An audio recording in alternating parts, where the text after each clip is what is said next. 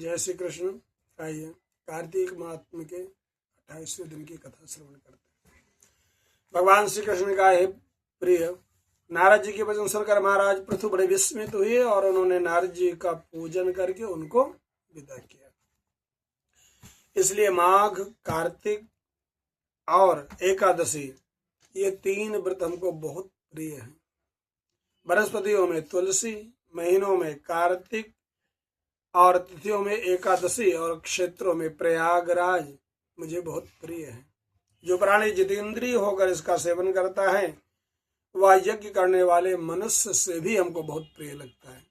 जो प्राणी विधि से इनकी सेवा करते हैं उसके इन अनुग्रह से, मेरे अनुग्रह से उसके सारे पाप नष्ट हो जाते हैं। भगवान श्री कृष्ण के वचन सुनकर सत्यभामा ने कहा, हे नाथ, आपने यह बात बहुत आश्चर्यजनक बताई। दूसरों के लिए पुण्य के फल से कलह की मुक्ति हो गई।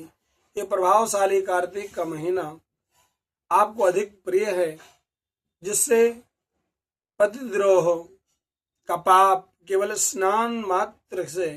स्नान के पुण्य मात्र से नष्ट हो जाते हैं। दूसरे मनुष्य द्वारा किया हुआ पुण्य देने से उसको कैसे मिल जाता है, ये बात हमको प्रेम से समझाए। भगवान कृष्ण कहते हैं कि बिना किया हुआ पुण्य और पाप जिस कर्मों के द्वारा मिलता है हम उसको बताते हैं, आप प्रेम से सुनिए। सतयुग में देश, ग्राम और कुलों में दिया हुआ पुण्य पाप मिलता है, किंतु कलयुग में केवल कर्ता को पाप और पुण्य का फल भोगना पड़ता है। संसर्ग न करने पर वह अव्यवस्था भी की गई है। जैसे संसर्ग से जैसे पाप और पुण्य दूसरे को मिलते हैं उसकी व्यवस्था को सुनो। पढ़ना, यज्ञ कराना और एक साथ भोजन करने से पाप पुण्य का आधा फल मिलता है। एक आसन पर बैठने तथा सवारी पर चढ़ने, श्वास के आने जाने से पुण्य का व पाप का चौथा भाग प्राणी मात्र को प्राप्त होता है।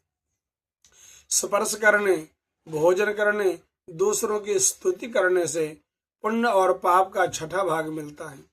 दर्शन करने, सुनने, ध्यान करने से मनुष्य को पुण्य और पाप का 10वां अंश प्राप्त होता है। दूसरों की निंदा, चुगली और धिक्कार करने से 7वां भाग मिलता है। पुण्य करने वाले मनुष्य को जो कोई सेवा करता है वह सेवा का भाग लेता है और अपना पुण्य उसे दे देता है। नौकर और शिष्य के अतिरिक्त जो मनुष्य दूसरे से सेवा कराकर उसे पैसे नहीं देता वह सेवक उसके पुण्य का भागी होता है। पंक्ति में बैठे हुए भोजन करने वाले की पत्तल जो व्यक्ति लांघता है वह उसे जितनी पत्तल उसने लांघी है उन अपने पुण्य का 6वां भाग उसको देता है। स्नान, ध्यान आदि करते समय मनुष्य ने जो व्यक्ति बातचीत करता है उसको स्पर्श करता है वो उसके पुण्य का 6वां भाग दे डालता है। मनुष्य धर्म के काम से दूसरे से जो धन मांगता है वो पुण्य का भागी होता है। ठीक उसी प्रकार जिस तरह दान देने वाला मनुष्य का पुण्य का भागी होता है, जो मनुष्य धर्म का उपदेश करता है उसके बाद श्रोता से याचना करता है वो अपने पुण्य का 6ठा भाग उसे देता है। जो मनुष्य दूसरों का धन चुरा के उससे धर्म करता है वो चोरी का फल भोगता है और शीघ्र ही निर्धन होता है। जिसका धन चुराता है वो पुण्य का भागी होता है। बिना ऋण के उतारे जो मनुष्य मर जाते हैं और ऋण देने वाले सज्जन पुण्य के भागी होते हैं। शिक्षा देने वाला, सलाह देने वाला, सामग्री को जुटाने वाला, प्रेरणा देने वाला वो पाप पुण्य के 6ठे भाग को प्राप्त करते हैं। राजा के पाप पुण्य का 6ष्टांश का भोगी होता है। गुरु शिष्यों का, पति पत्नी का, पिता पुत्र का, स्त्री पति के पुण्य का 6ठा भाग पाती है। पति को खुश करने वाली आज्ञाकारी स्त्री पति के लिए पुण्य का आधा भाग लेती है। जो पुण्यात्मा पुरुष पराये लोगों का दान करते हैं वो उनके पुण्य का 6ठा भाग प्राप्त करते हैं। जीविका देने वाला मनुष्य जीविका ग्रहण करने वाले मनुष्य के 6ठे भाग को प्राप्त करता है।